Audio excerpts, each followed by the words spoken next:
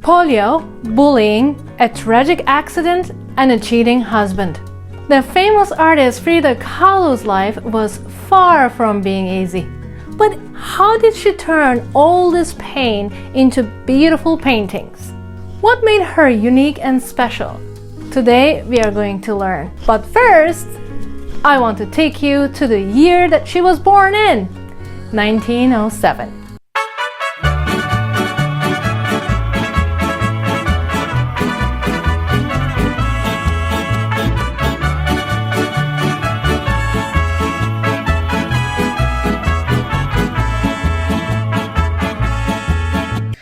In 1907, China suffered from a severe famine following 3 months of non-stop rain. More than 7.6 million people were affected, leaving 2.4 million dead. People were selling their children to slavery out of desperation. UPS was founded by James Casey in Seattle, Washington. The first ever ball drop happens in Times Square, New York City. This was going to become a tradition in every New Year's Eve. Theodore Roosevelt proclaims that Oklahoma has become the 46th state in the United States. A committee of the Delegation for the Adoption of International Auxiliary Language met in Paris to select a language for international use, Esperanto. And in Mexico, Mexican Revolution was brewing. Porfirio Diaz was ruling Mexico for 31 years, and his hunger for power was going to lead farmer rebellion in 3 years. On July 6, 1907, in Coyoacan, Mexico, Magdalena Carmen Frida Kahlo y Calderón, with the name we know, Frida, was born. Her father, Guillermo Kahlo, was a German photographer who immigrated to Mexico 16 years earlier when he was just 20 years old. Frida's mother, Matilda Calderón y González, had an indigenous father and a mother of Spanish descent. Frida had 3 sisters, 9 years older Matilde, 5 years older Adriana, and 1 year of Frida's junior, Cristina. They lived in La Casa Azul, the Blue House. Now it is host for Frida Museum. Frida described her childhood home as very, very sad. Her parents didn't seem like to love each other anymore, and they were getting sick a lot. Frida didn't get along well with her mother. She would describe her mother as kind, active, intelligent, but also cruel, calculating, and fanatically religious. Frida's father had chronic epilepsy, and his photography business suffered greatly during the Mexican Revolution War. When Frida was just 6 years old, she contracted polio. This caused her right leg to be shorter and thinner than her left leg. She couldn't go to school for months, and when she went back, unfortunately, she was bullied. Their disabilities brought the father and daughter closer. Frida described her father as marvelous. He was an immense example to me of tenderness, of work, and above all, understanding for all my problems. They spent a lot of time together. He taught her about literature, nature, and philosophy. He encouraged her to play sports so that she could regain her strength. Mind you, those days physical exercise was seen unsuitable for girls. He taught photography, and Frida watched him paint. She went to primary school with her younger sister Cristina. They were really getting along. Frida was homeschooled for the 5th and 6th grades. Then Cristina went to convent school just like her other sisters, but Kahlo was enrolled in a German school instead. I think convent school was mother's idea and German school was the father's wish. However, she was expelled for disobedience and sent to vocational teacher's school. But her stay there was also brief, as she was sexually abused there by a female teacher. One of the key moments that changed Frida's life and also shaped her personality was when she was admitted to the national school. In this national preparatory school, when she was 15 years old, she wanted to focus on natural sciences because she wanted to become a physician. By the way, it is important to emphasize that when she was admitted to the school had just started accepting female students. So out of 2,000 students, they had only 35 females, and Frida was one of them. Just like the civil engineering department in my school. Well, I hope something changed in 100 years, right? In this school, Frida got so involved with Mexican indigenous culture, political activism, and issues of social justice. She had a group of friends, and they called their group Cachuchas. These 9 of her classmates would later become leading figures of the Mexican intellectual elite. She was in love with the leader of the group, Alejandro Gomez Arias. But of course, her parents didn't approve, plus the political instability and the violence in the country kept them separate. But they wrote love letters to each other. Another key moment in Frida's life. She was with Arias on September 17, 1925, when a tragic thing happened. Frida and Arias were on their way to home from school and they got on the bus. But suddenly, Frida realized she forgot her umbrella, so they got off the bus, they looked for the umbrella, and then they got on the second bus. This bus was a little bit more crowded. They sat at the back. Then suddenly, the driver of the wooden bus decided to pass on the oncoming streetcar, but he couldn't.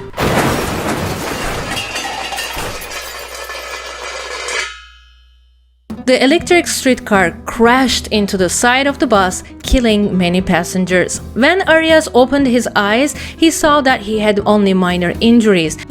But Kahlo, sitting next to him, was pierced through with an iron handrail that went through her pelvis. When she got to the hospital, the news were really bad. Her pelvic bone had been fractured, her abdomen and uterus had been punctured by the rail, her spine was broken in 3 places, her right leg was broken in 11 places, her right foot was crushed and dislocated, her collarbone was broken, and her shoulder was dislocated. After a month in hospital and 2 months of recovery at home, she went back to the hospital with the complaints of back pain and fatigue. There, they found out that she also displaced 3 vertebrae. For treatment, she had to wear a plaster corset which confined her to the bed for the next 3 months. So guys, next time when you forget your umbrella, just leave it there. There's no need to go get it. In 1926, Alejandro and Frida's relationship turned sour as Arias thought she was becoming too liberal. This is when Frida painted self-portrait in a velvet dress and sent it to Arias.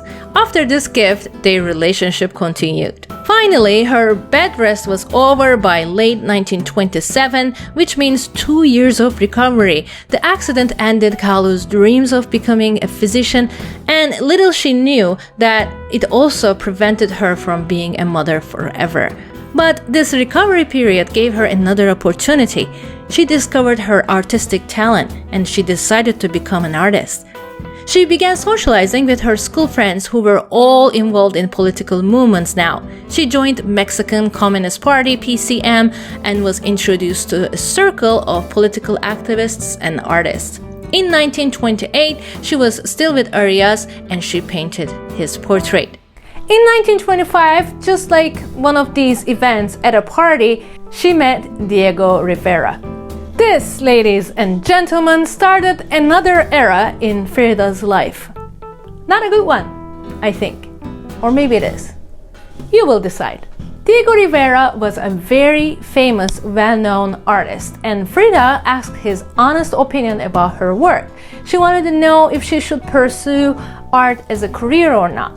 Rivera told exactly this. Your art has a fundamental plastic honesty and artistic personality of their own.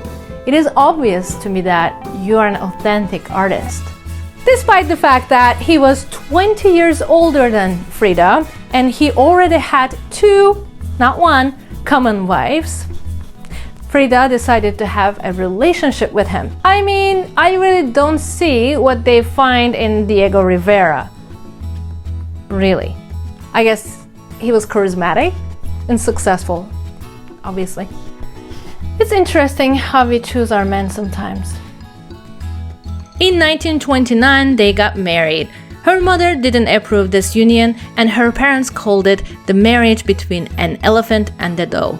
Ooh, harsh.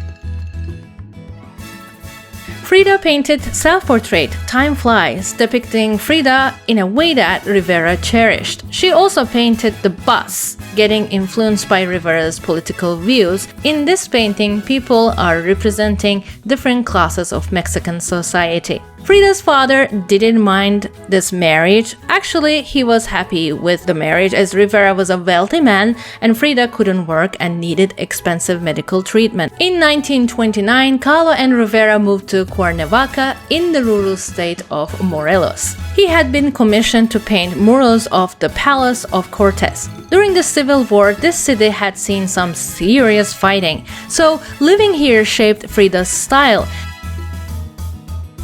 She began wearing indigenous Mexican peasant clothing to emphasize her mestiza ancestry. Long and colorful skirts, hupils, rebozos, and then also huge jewelry. With the Tijuana outfit, Frida was able to express her feminist and anti-colonist ideals. After 1930, a new chapter began for Frida. She and Rivera moved to San Francisco, the United States. Rivera was going to paint murals for the Luncheon Club at the San Francisco Stock Exchange and California School of Fine Arts. The couple was welcomed in a very lavish way, and they were a little bit spoiled by the collectors and clients. During this time, she met Hungarian-American photographer Nicholas Murray, whom she will have an affair with later. In 1931, she painted Frida and Diego Rivera 1931 as a wedding portrait. In April 1932, they went to Detroit, Michigan, where Rivera had been commissioned. Now we could see Frida talking in front of the press, speaking English fluently, and she was very bold. She would say, "Of course, Rivera does well for a little boy, but it is I who am the big artist." She also said, "The industrial part of Detroit is really the most interesting side. Otherwise, it's like the rest of the US. Ugly and stupid." She disliked the aspects of American society as she regarded them as colonists, and she openly said she found Americans boring. She also disliked socializing with capitalists such as Henry Ford and was upset that many hotels in Detroit refused to accept Jewish guests.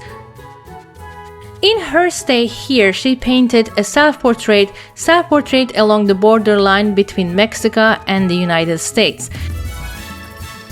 It was very obvious in this painting she was missing Mexico and she was thinking about going back.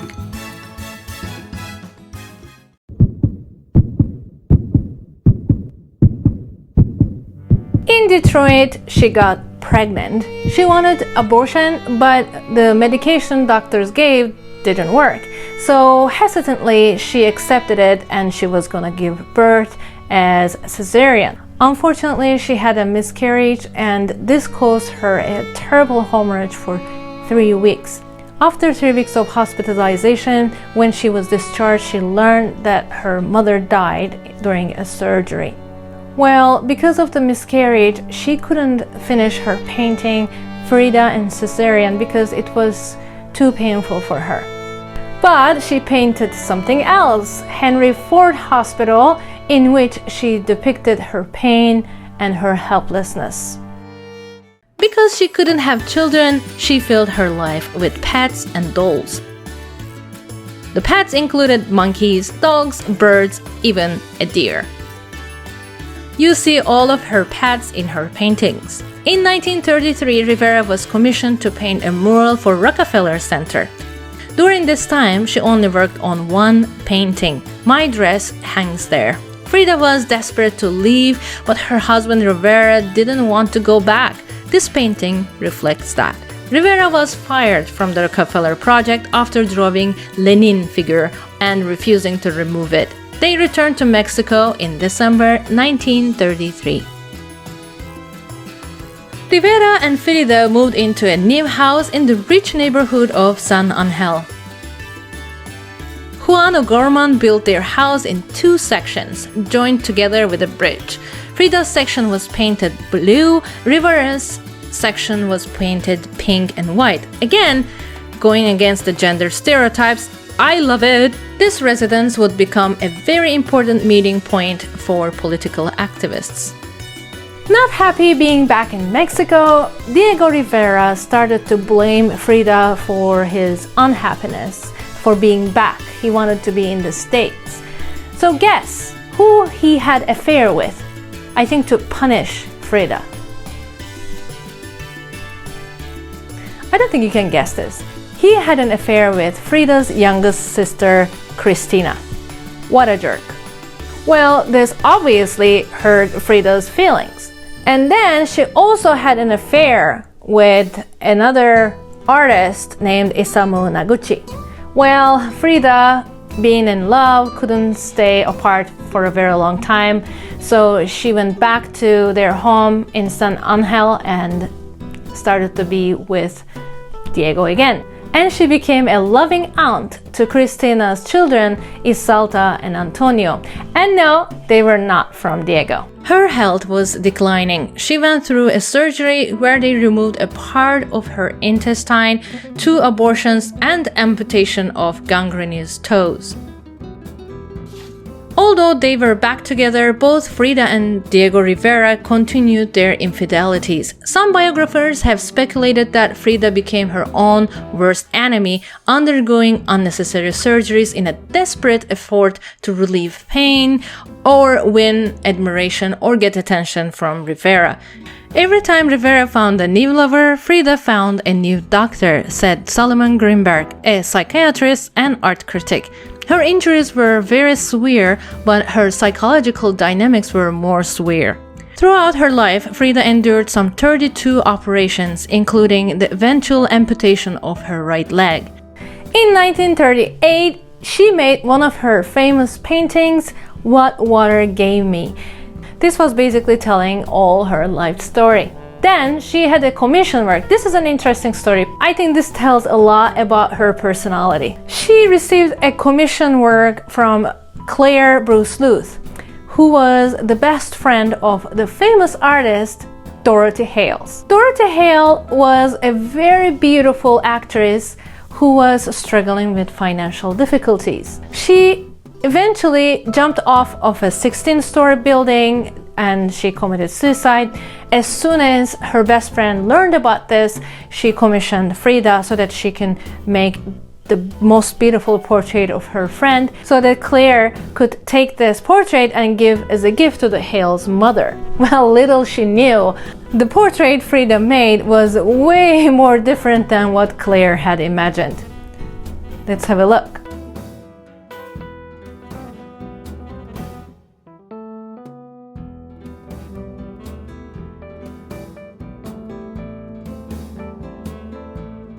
Yep, not a great gift for a mother.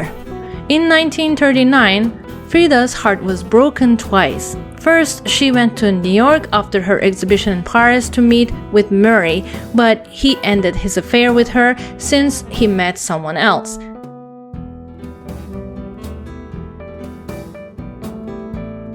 Then she went back to Mexico and Rivera filed a divorce, not stating any reason. They were granted a divorce in 1939 but remained friends. Her career and skills thrived after this divorce. Frida moved back to La Casa Azul and started to make her best pieces with inspiration from her visits abroad. In 1939, she made 2 Fridas, which is one of her most famous paintings. Self-portrait with cropped hair, in which she cuts her long hair that Rivera loves, and she doesn't wear the clothes that Rivera admires.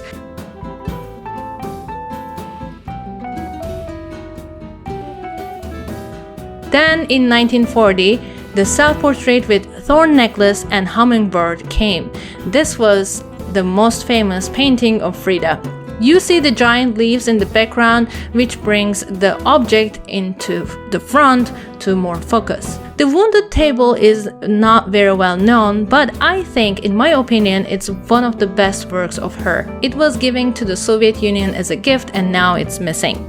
The Dream Bed was painted also in the same year.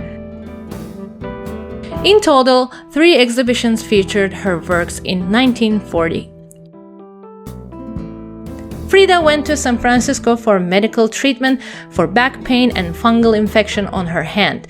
Her health was declining fast since her divorce, and now she was using alcohol heavily. In her own words, she said, "I drank because I wanted to drown my sorrows, but now the damn things have learned to swim." In San Francisco, Rivera and Frida reconciled. Why? Then they remarried in a simple ceremony in December 1940. They returned to Mexico soon after their marriage and both remained independent. Frida was in La Casa Azul and Rivera was in San Angel House. Of course, the extramarital affairs continued. Kahlo, being bisexual, had affairs with both men and women. Chavela Vargas, Josephine Baker were listed among these affairs. Medical treatments were not making her any better. Due to spinal problems, she used 28 different corsets in 14 years. Well, some of them were steel, some of them were leather, and others were plaster. She had pain in her legs, and then on her right hand she had an infection, and the infection on her hand got really chronic, and she also had syphilis. But these were nothing. In 1941, something really broke her.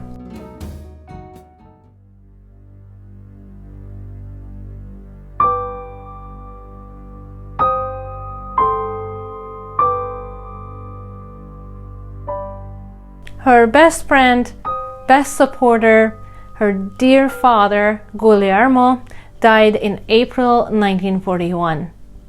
This literally put her in depression right away. And depression made everything worse, of course, and it came to a point that she couldn't leave the house anymore. She was always in La Casa Azul.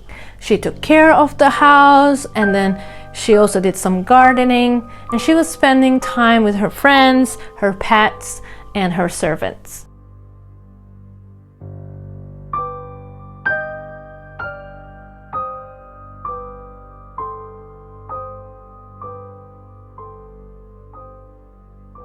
She painted Still Life Round in 1942, which was a commissioned work that was rejected due to its sexual nature. In her 1943 painting, she depicted herself as thinking about death.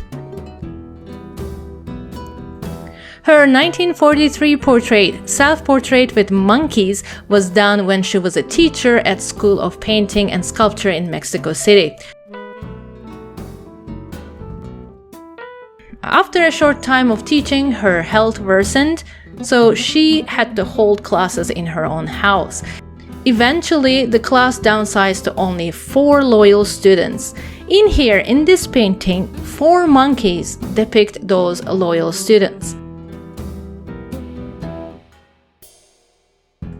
From where she was laying, she was able to paint thanks to the adjustable easel her mother had it made for her.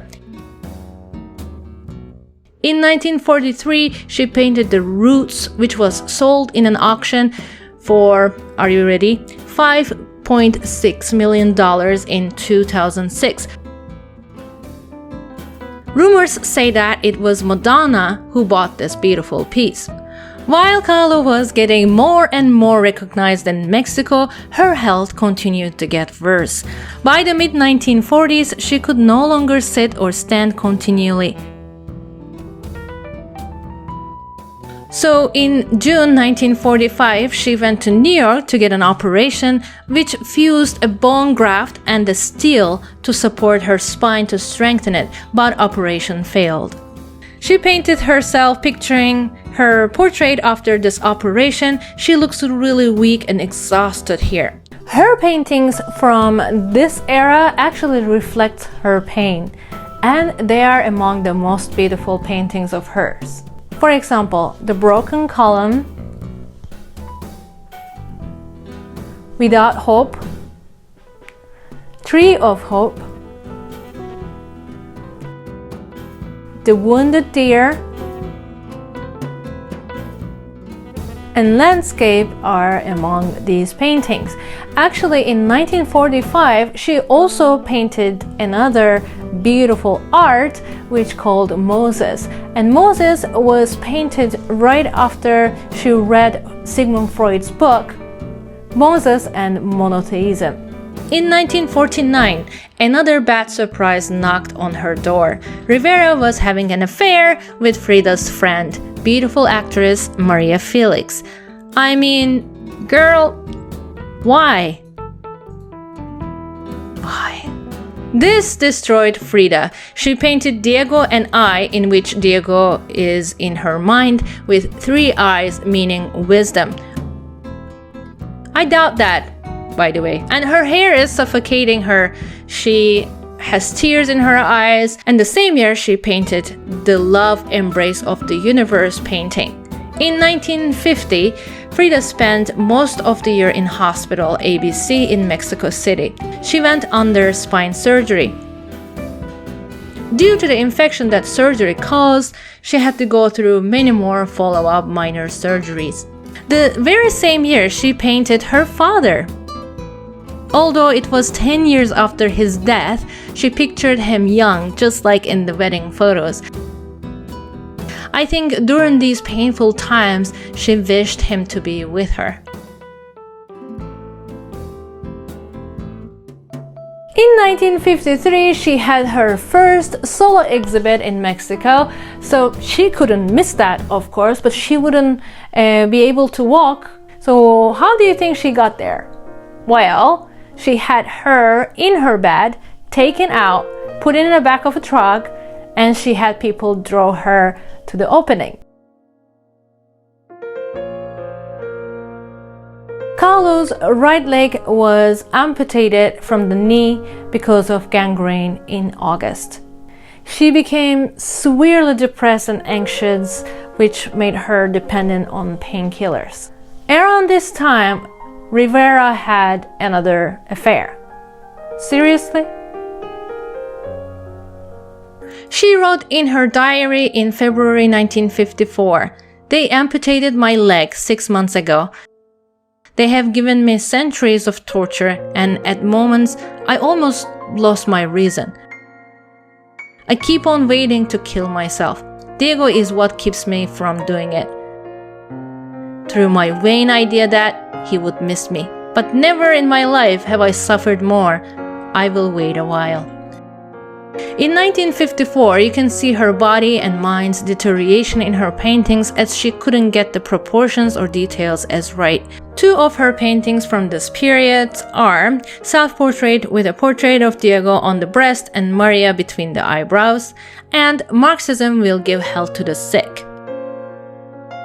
She made many other portraits too, but her very last portrait was Viva la Vida, Watermelons. Viva la Vida means long live life, and she had finished it just 8 days before her death.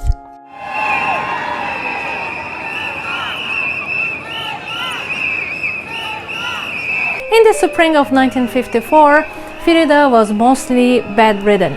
She was suffering from pneumonia, but this didn't stop her from going to this protest with Rivera. On July 2nd, 1954, she made a public appearance in this demonstration against CIA intrusion to Guatemala. You know, she kept a diary, and the last entry of that diary was actually a black angel. Biographers interpret this drawing as Angel of Death. And the last words of her diary wrote this: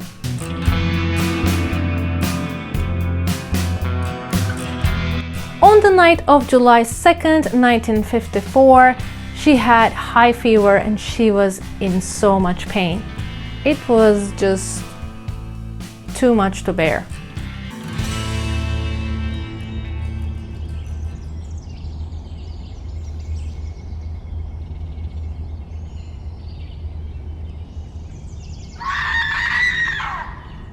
approximately 6 a.m. on 13th of July 1954, her nurse found her dead in her bed.